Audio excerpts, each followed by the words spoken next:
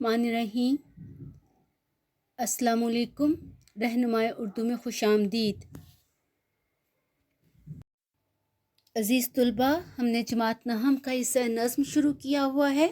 पिछली वीडियो में हम लोग नात के पहले 3 अशार का मफ़हूम, हवाला जाती अशार और तशरीह कर चुके हैं।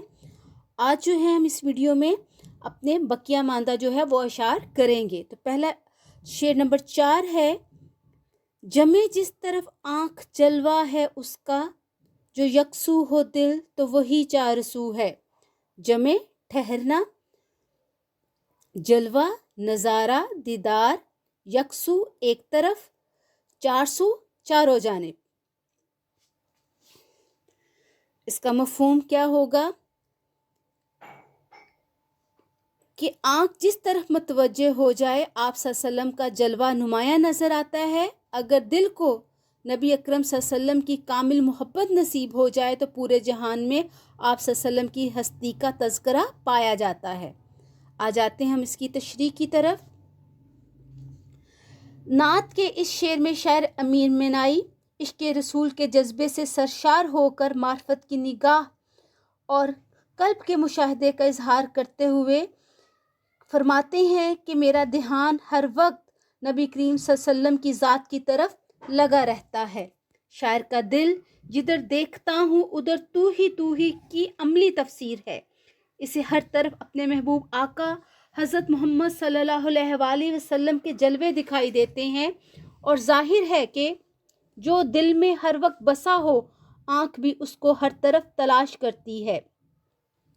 बकौल शायर, सारा आलम मुनव्वर है आपके अनवार से, सारा आलम आईना है आपके किरदार से। शायर कहता है आप वजह तहलीके कायनात हैं। शायर को हर चीज़ में आप सल्लम का जलवा नज़र आता है। शायर जब किसी भी खूबसूरत चीज़ के हुस्न पर गौर करता है तो आप सल्लल्लाहु अलैहि वसल्लम का परतो दिखाई देती है। हर वक्त गोया शायर का कल्बो बसारत दिलोरू इश्क़ नबी में गरक हैं। इसका दिल जब इनकी याद में यकसू हो जाता है तो आप सल्लम का जलवा ही से चार जहानिब दिखाई देता है। शायर की निगाहों का मरकज़ रसूल सल्लल्लाहु अलैहि वसल्लम और दिलों की धड़कन हुब्बे मुस्तफ़ा है। बकौल शायर, हर वक्त तसव्वुर में मदीने की गली हो और याद मुहम्मद की मेरे दिल में बसी हो। ये था शेर नंबर 4 और इसकी तशरीह। आ जाते हैं अगले शेर की तरफ। अगला शेर है, तेरी राह में खाक हो जाऊं मरकर, यही मेरी हुर्मत यही आबरू है। खाक हो जाना, मट्टी हो जाना, मर जाना, मिट जाना। हुर्मत इज़्ज़त, आबरू इज़्ज़त व एहतराम। शायर कहता है इसका मफ़हूम है कि मैं नबी अकरम सल्लल्लाहु अलैहि वसल्लम की राह में फ़ना हो जाऊं, इसी में मेरी इज़्ज़त व तकरीम है। नात के इस शेर में शायर अमीर मिनाई अपनी अनोखी और अनमोल ख्वाहिश का इजहार कर रहे हैं कि अल्लाह के प्यारे रसूल सल्लल्लाहु अलैहि वसल्लम, मेरी दिली ख्वाहिश है कि आप सल्लल्लाहु अलैहि वसल्लम के इश्क में वो मरकर खाक हो जाए, इनके कदमों की धूल बन जाए। इसके नज़दीक इसकी असल हुर्मत और आबरू यही है कि वो आप सल्लल्लाहु अलैहि वसल्लम पर जान कुर्बान कर दे। दरअसल एक सच्चे मुसलमान की इससे बढ़कर कोई आरजू और हो भी क्या सकती है कि वो आप सल्लल्लाहु अलैहि वसल्लम के मुबारक और आपके नूरानी तरीक़ों पर अमल करते हुए मर जाए और उसे आप सल्लल्लाहु अलैहि वसल्लम की मोहब्बत नसीब हो जाए। बकौल शायर, न जब तक कट मरूं मैं ख्वाजा यसरब की हुर्मत पर, खुदा शाहिद है कामिल मेरा ईमान हो नहीं सकता। शायर के नज़दीक इश्क़ रसूल में आई मौत इंसान को मरने के बाद भी अमर कर सकती है। जो मौत आप सल्लल्लाहु अलैहि वसल्लम की मोहब्बत के रास्ते में आए, इसी से इंसान को असल इज़्ज़त और आबरू मिलती है। इसलिए शायर ये दिली आरजू रखता है। बकौल शायर, हसरत है दम निकले दरे शाह अरब पर, हसरत है दम निकले दरे शाह अरब पर, मदफन हो तो साया दीवारे मदीना। अगले शेर की तरफ आ जाते हैं। शेर नंबर 6 है, यहाँ है ज़हूर और वहाँ नूर तेरा, मकाम में भी तू ला मकाम में भी तू है।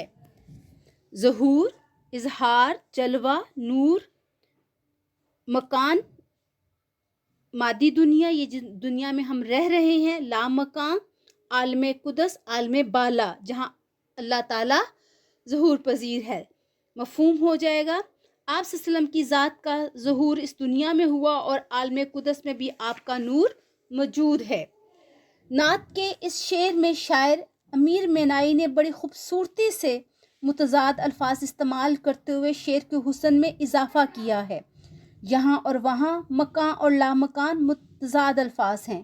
یہاں سے مراد یہ دنیا جس میں ہم انسان بستے ہیں، اور وہاں سے مراد عقبیٰ، انسان کی آخری اور دائمی منزل جہاں ہم سب نے جانا ہے۔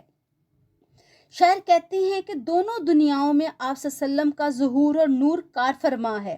آپ دنیا میں باحثیت بشر تشریف لائے اور لامکان میں آپ کا نور موجود ہے۔ بقول شاعر، عقبیٰ کی منزلوں میں بھی وہ ہوگا دستگیر، آسان جس کے فیض سے کارے جہاں ہوا۔ آپ اس دنیا میں تو جسمانی طور پر جلوہ افروز ہوئے، جبکہ آپ کی نورانیت کا یہ عالم ہے کہ لامکان میں بھی آپ کا نور موجود ہے۔ یہاں پر لطیف سا اشارہ آپ صلی اللہ علیہ وآلہ وسلم کے معراج پر جانے کا ہے، یعنی آپ کو معراج شریف کا شرف حاصل ہوا جب آپ مکان سے لامکان تشریف لے گئے۔ شاعر کہتا ہے کہ آپ کی شخصیت کی عالمگیریت کی طرف نشاندہی ہے، گویا جتنی دنیایں ہیں سب میں تیری جھلک موجود ہے۔ بقول شاعر، سرے لامکان سے طلب ہوئی سوئے منتہا وہ چلے نبی، سوئے منتہا بھی کہاں رکے، سوئے لامکان وہ چلے نبی۔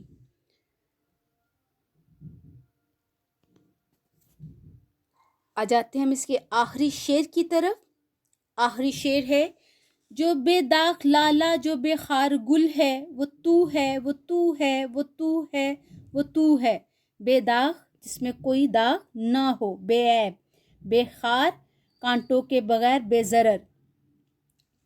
نعت کے شعر میں شاعر امیر مینائی آپ صلی اللہ علیہ وآلہ وسلم سے حد درجہ عقیدت اور محبت کا اظہار کر رہے ہیں۔ شاعر کہتا ہے کہ شاعر نے آپ صلی اللہ علیہ وسلم کی ذات بابرکتوں کو بے داغ لالا اور بے خار گل سے تشبیہ دی ہے۔ آپ صلی اللہ علیہ وآلہ وسلم گناہوں سے مبرہ ہیں، اس لیے شاعر کہتا ہے کہ آپ صلی اللہ علیہ وسلم بے داغ لالا ہیں، یعنی ایسا پھول جس میں کوئی داغ نہیں۔ لالا اور گلاب یہ دونوں پھول اللہ کی تخلیق اور قدرت کا بہترین مظہر ہیں، جو اپنی خوبصورتی اور رنائی میں منفرد ہیں۔ لالا پھول کی سرخ رنگت جو انتہائی دیدہ زیب ہوتی ہے، مگر اللہ نے اس کے سینے میں کالا داغ رکھ دیا ہے۔ لیکن شاعر کہتا ہے کہ آپ صلی اللہ علیہ وآلہ وسلم کی ذات مبارک ہر طرح کے نقص اور عیب سے پاک ہے۔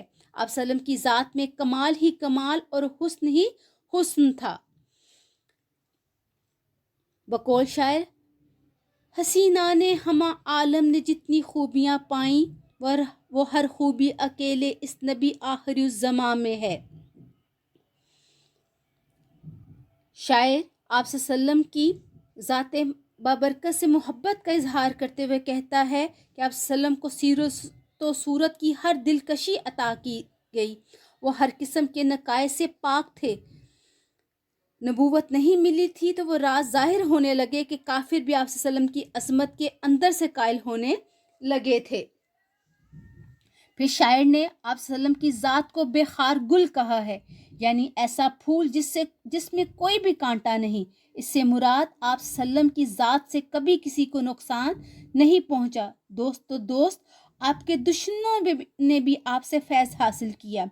گویا شاعر کہنا چاہتا ہے کہ اگر اس کائنات میں بے داغ لالا دکھائی دیتا ہے اور کوئی پھول بغیر کانٹوں کے ملتا ہے تو ہم اسے سوائے آپ صلی اللہ علیہ وسلم کے نام کے اور کوئی نام نہیں دیکھ سکتے۔ شاعر کا یہ کہنا بھی بجا ہے۔ بقول شاعر، جو آسی کو کملی میں اپنی چھپا لے، جو دشمن کو بھی زخم کھا کر دعا دے، اسے اور کیا نام دے گا زمانہ، یہ رحمت نہیں ہے تو پھر اور کیا ہے۔ یہ تھی ہماری نعت کی اشعار کا مفہوم اور ان کی تشریح۔ ویڈیو کو بار بار غور سے دیکھیے، سنیے، تاکہ آپ کو مفہوم سمجھ آ سکے اور آپ بآسانی اس کی تشریح کر سکیں۔ جنہوں نے ابھی تک ہمارا چینل سبسکرائب نہیں کیا وہ چینل کو سبسکرائب کر لیں، بیل آئیکن کو پریس کر لیجئے تاکہ آپ کو آنے والی تمام ویڈیو کے نوٹیفیکیشن مل سکے اور آپ کا کوئی بھی لیسن سکپ نہیں ہو۔ رہنمائی اردو کے ساتھ جڑے رہیے، کامیابیاں سمیٹیے۔ اللہ حافظ۔